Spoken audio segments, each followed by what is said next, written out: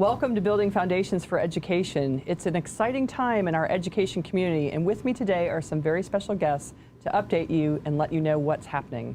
Welcome, Dr. Mosblech. It's great to have you. Hi, thank you for having me. And Jeramy Keene, great to have you as well. And Pat Heiser, welcome back to the show. Hi, Cynthia. Good to be back. So our big, really, totally big news is that Dr. Nikki Mosblech was named the Teacher of the Year for Indian River County. Congratulations. Thank you so much. It's quite the honor. I'm very humbled. Yeah. It's amazing. And on that Teacher of the Year subject or theme, you have some other Teachers of the Year sitting next to you. Jeramy Keene was the district Teacher of the Year in 2010. So yeah, it's been a while. It's been a while. Happy anniversary of that amazing award. Congratulations to you. Thank you. And Mr. Heiser, you have been Teacher of the Year at 2 schools. Been honored twice, once at Vero Beach High School and once at Gifford Middle School. But congratulations. Thank and you. that must have been, how did that feel? Honestly, it's overwhelming. It's really hard to accept all of the honor because you really work with a community of professionals and you work with your community of students, and so to put that all in one person is, for me, it's a lot. But it was obviously I'm very happy and excited to represent the district.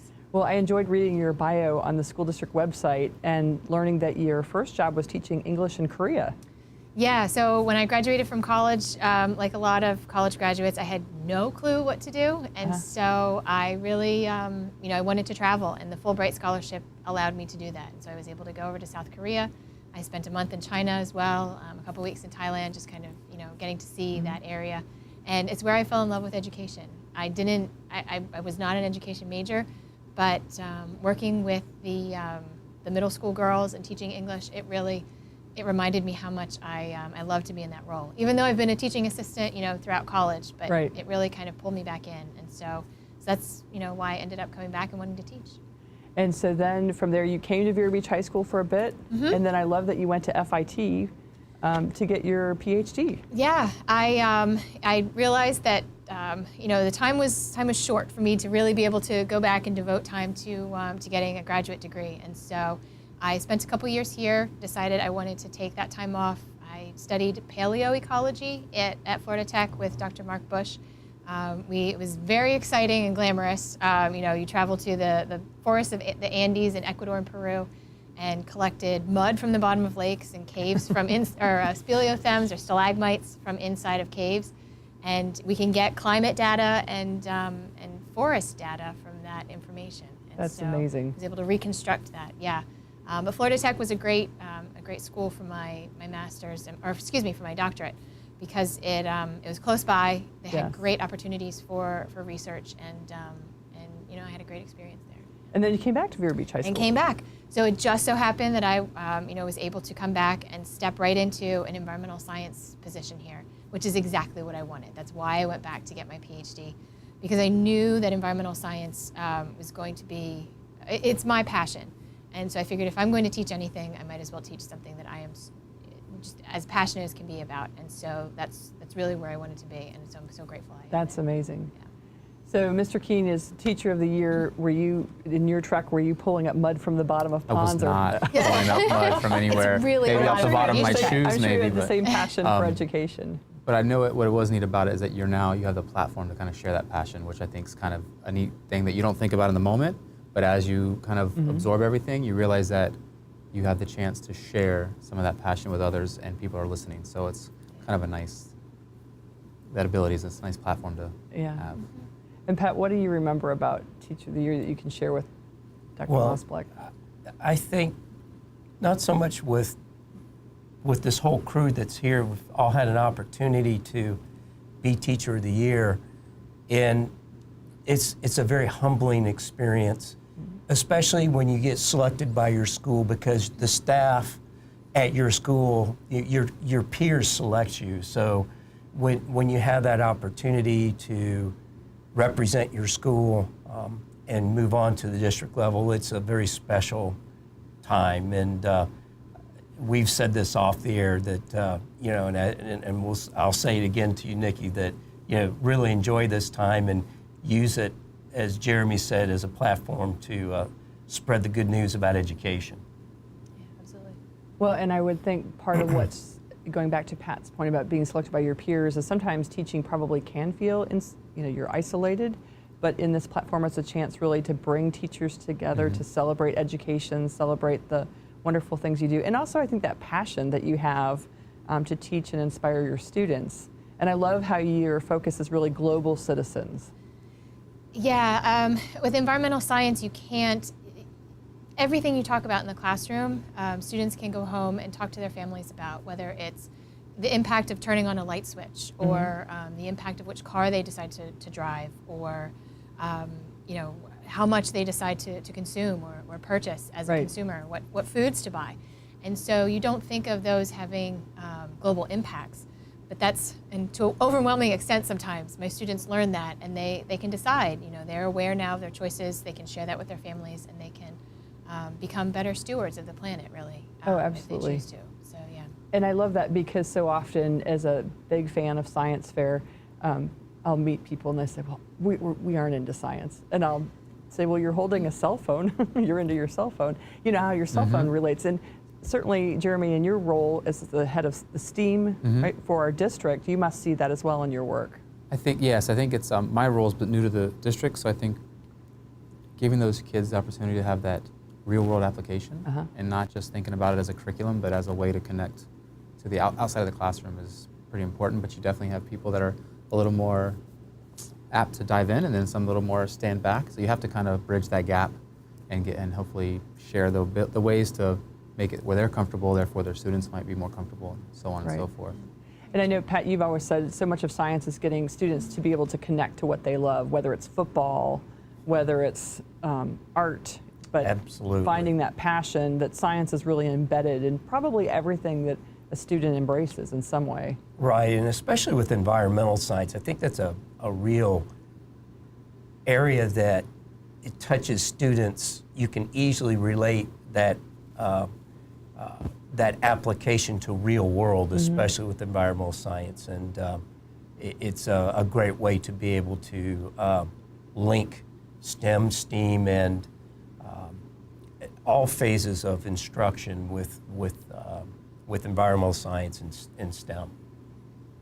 So, kind of going back to some of the things that you've accomplished, I loved reading about you did something very special. I think it was last year with your students to raise awareness. It was very unique. Yeah, so I am the sponsor of the green team here at the high school, and one of the things every year in my AP environmental science, actually all my environmental science classes, I would have students do a project where they have to collect their garbage for 1 week.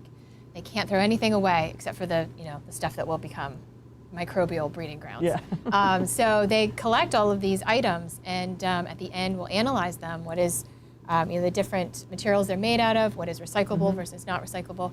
And one of the common frustrations I have with students is I can't avoid generating a lot of non-recyclable or a lot of garbage items here in the cafeteria.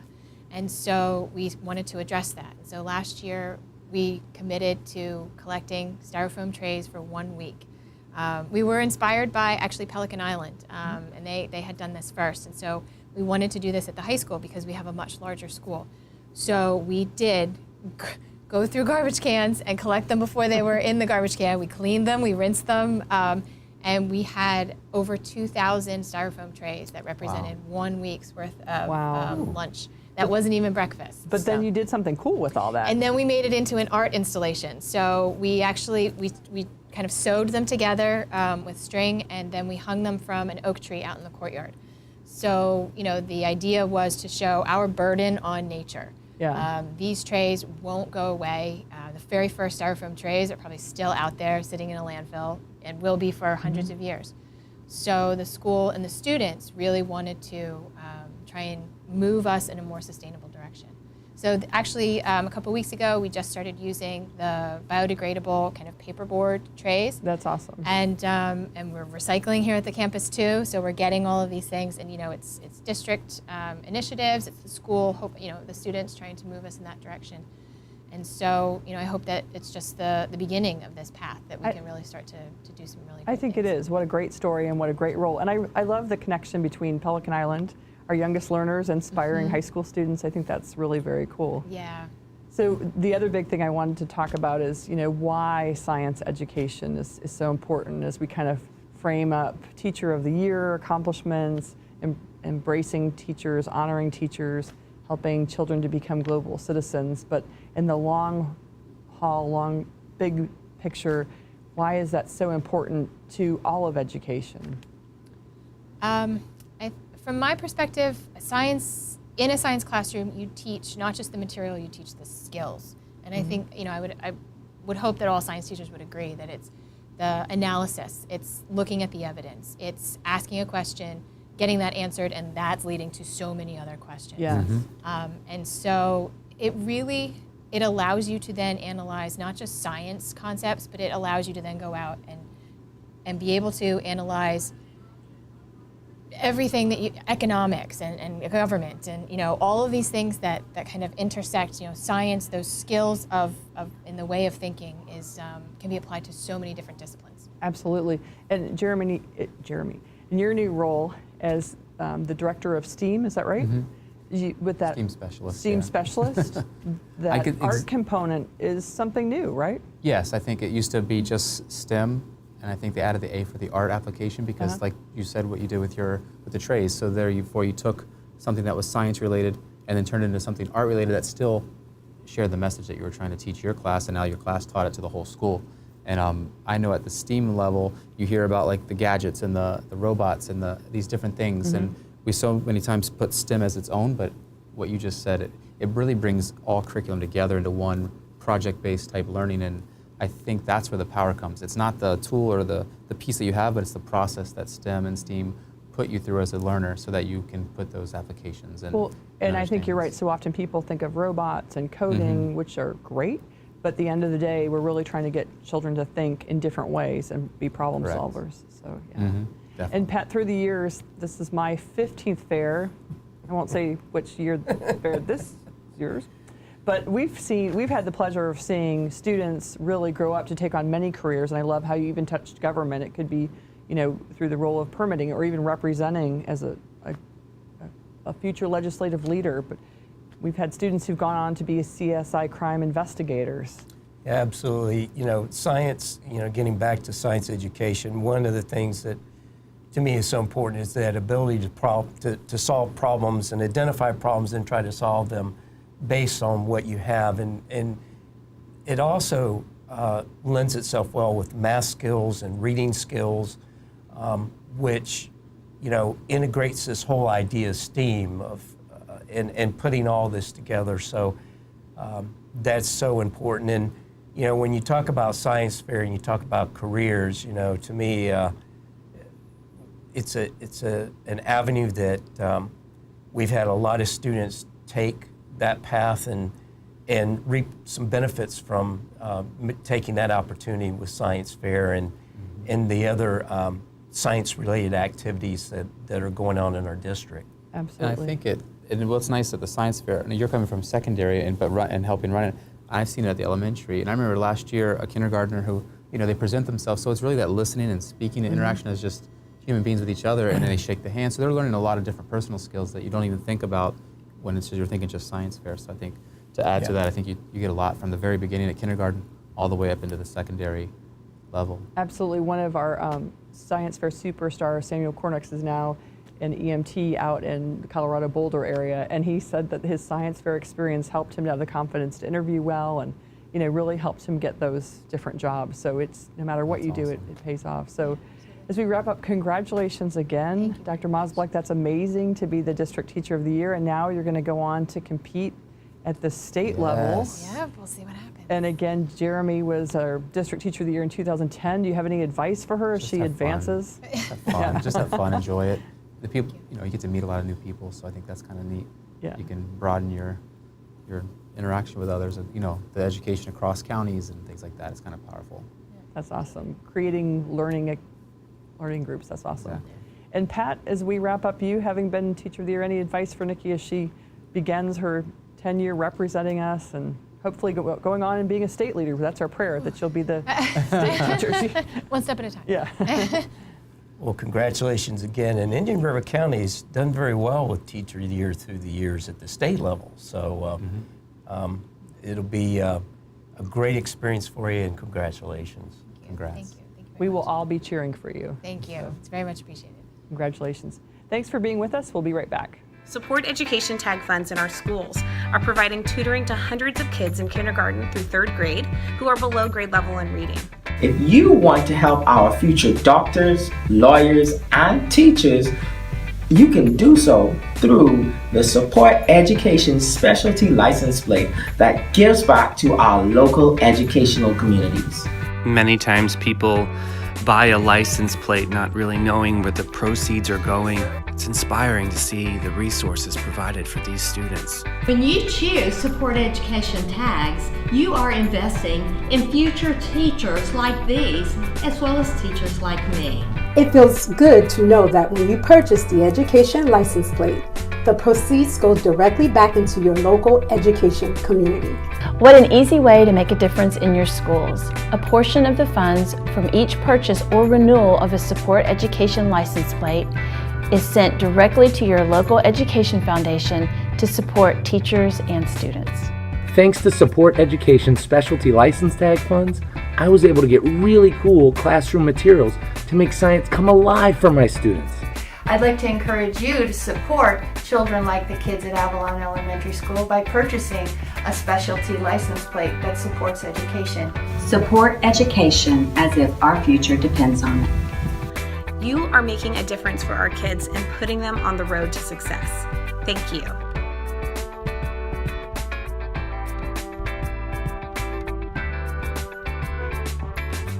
Welcome to Building Foundations for Education. Great to have you back. We just had Dr. Mosblech on, who is the Teacher of the Year for the School District of Indian River County. And also exciting, this weekend is the 27th Annual Indian River Regional Science and Engineering Fair.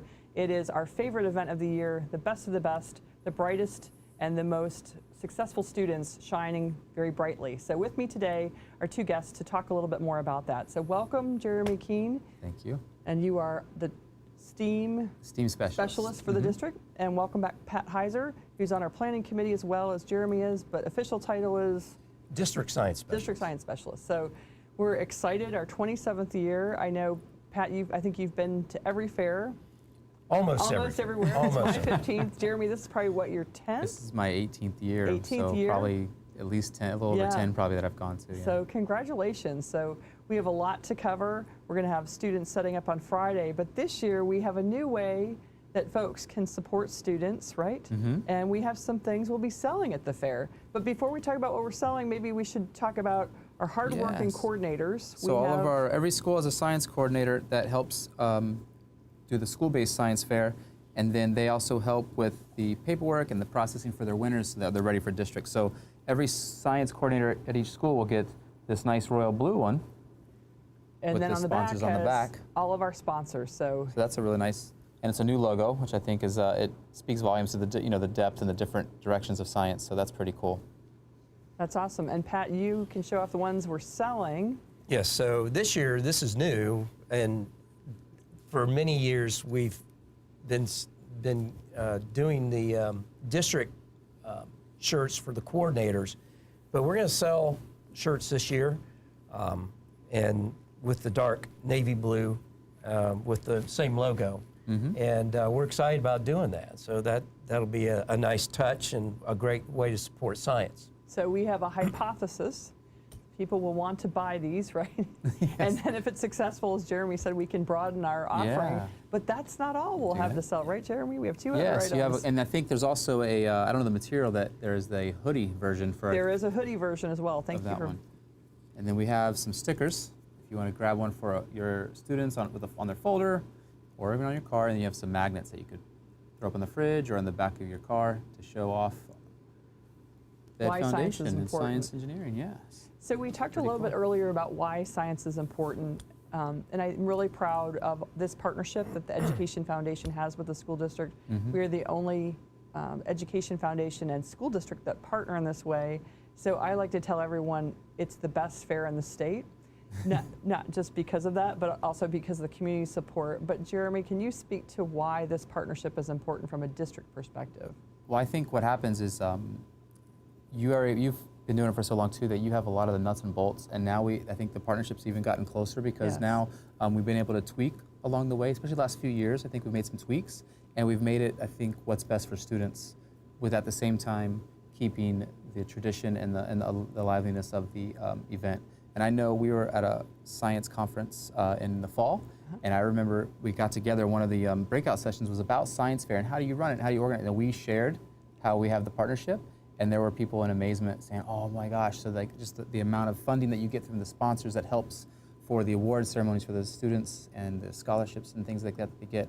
That's very powerful. And I know that the school district can't do that without you guys, and I love the partnership that we have there for that. I love it too, and I think there's been so many improvements, and I just want to thank you and your team, and Pat's a part of this too, of really trying to have the project work being done at school so that we hopefully can convert parents to be lovers of science and not feeling negative about it. Is that a good way to put it? I think and Pat, so. do you want to touch a little bit about the focus on that? And we've made progress. We know there's more that we need to do, but that's the direction we're really trying to head. Right, and with the last couple of years, especially with a district focus of trying to work with students and teachers to make this an educational experience that should be fun as well as a learning tool for students.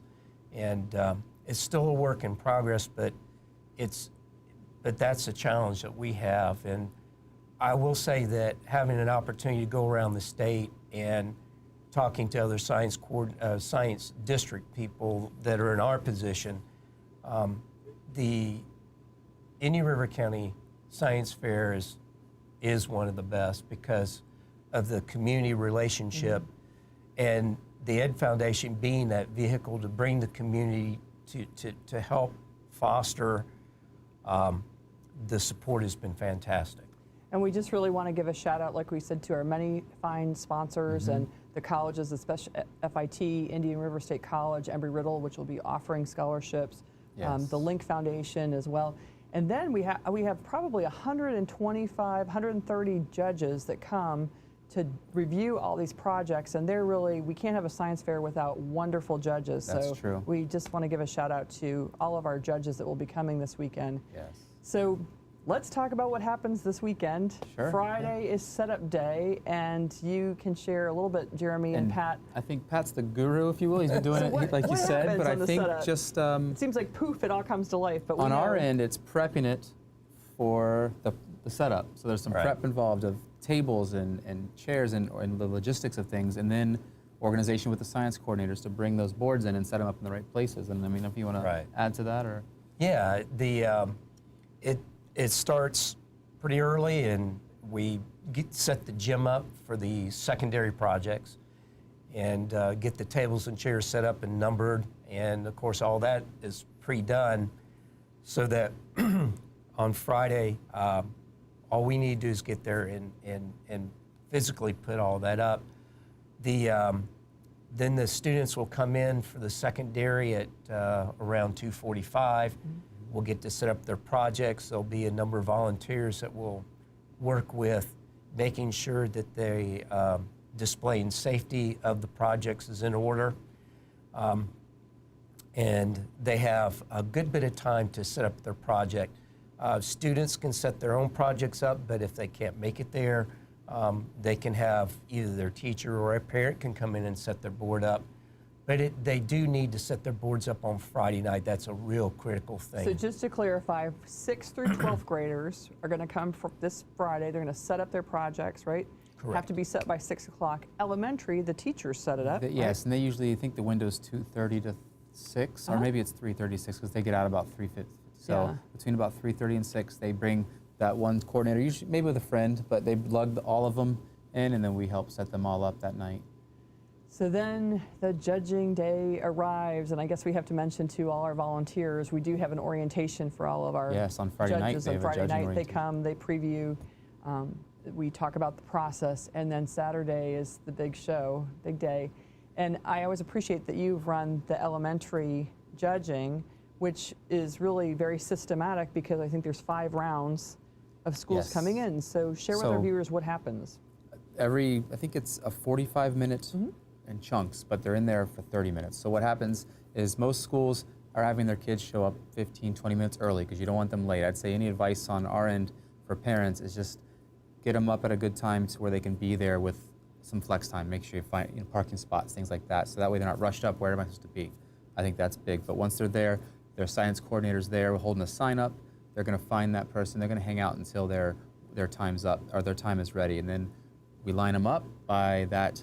There's usually 3 schools, maybe 4 in a window, in a rotation, and they go in, find their board.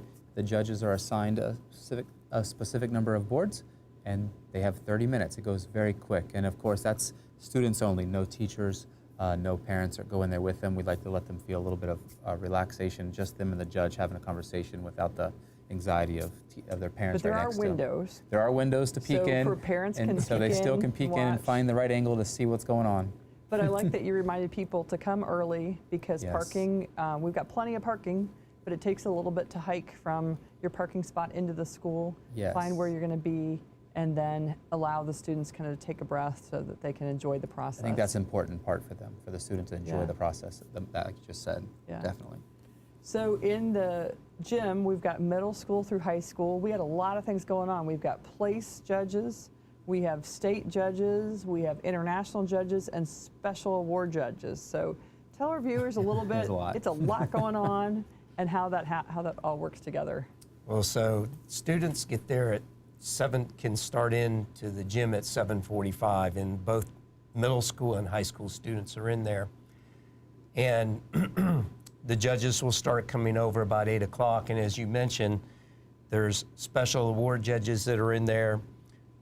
The state bid judges are in there, the international judges, as well as the categorical judges. So it's not uncommon for a student to see 5, 6, 7 or 8 judges, but the one thing you don't know is how many they will see, because especially you have a pretty good idea if you're categorical judges, but certain projects will lend themselves to the state bid judges, and then special award projects, those judges are looking for very specific types of projects, so they may or may not, they won't go to every single board.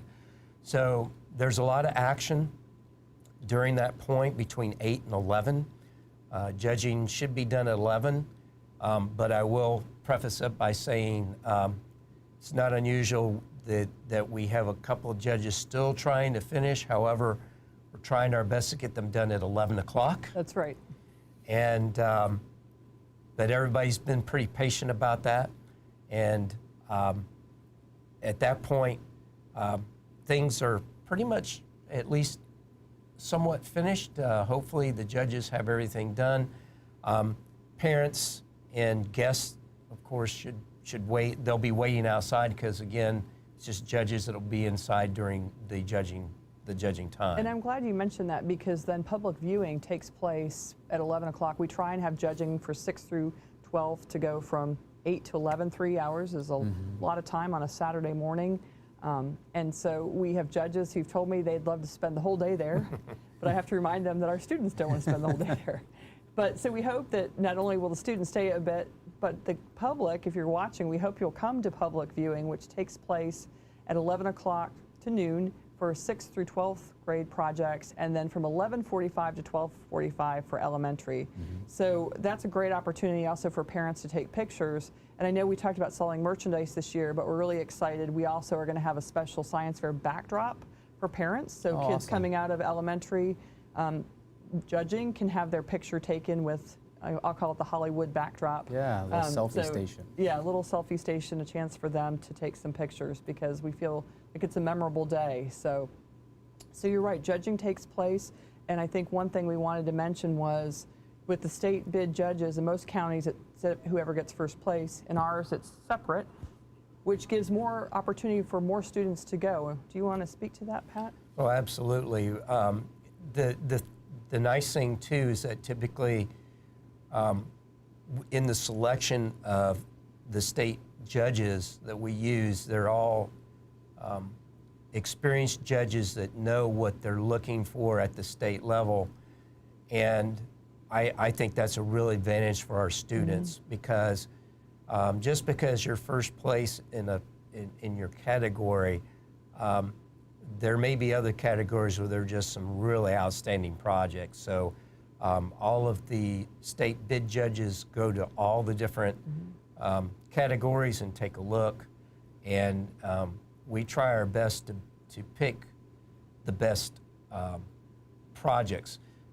You know, when we go back, when our kids go to state, our kids do extremely well at state competition, and I think that's a large part to do not only with the quality of our projects, but also the quality of judges that we have that not only select them, but then we go through actually a process where we have a day where they bring their boards in after regional fair to have some of our judges make some pointers for them for the state contest. And really coach and mentor them. And so Absolutely. every year we've had 100% to 85% of our students take top awards, which is amazing. That's awesome. So now we talk about my very favorite part of the whole weekend, which is the award ceremony. The awards. And I think in elementary we It's the pack next Sebastian day. River High School. Yes. We hope you will come to the award ceremony for elementary at Sunday, the 27th of January at Sebastian River High School Performing Arts Center at 3 p.m. It's a 1-hour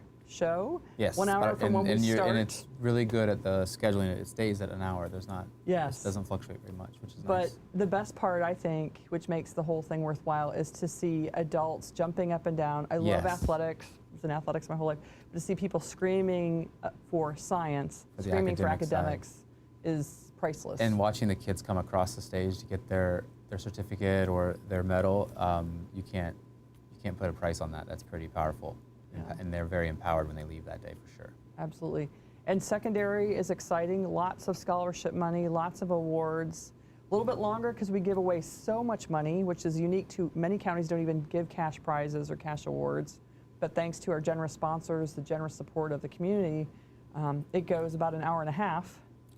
Right, and it's just a great event, and we're just very fortunate that we have the Ed Foundation and a generous community that rewards these kids for their hard work. Absolutely. Yeah, it's a fantastic opportunity. So thank you to you both. We've covered a lot. We've covered Yeah. Teacher of the Year. We've covered science education, science fair, why, how. Exciting and weekend coming up. An exciting weekend. Anything you want to say to students or parents as we wrap up? I think if you're in the science fair program, just enjoy it. It goes Yeah. by really quick because it's time. So it's time. So just keep them at a good pace, and they'll have fun. Yeah. And I'll say this is the highlight of the year for science. To me, there's a lot going on, and it brings everybody together. And looking forward to this week. Yeah. Definitely. Thank you both. Thank you. Thanks for being with us. We hope to see you at the fair.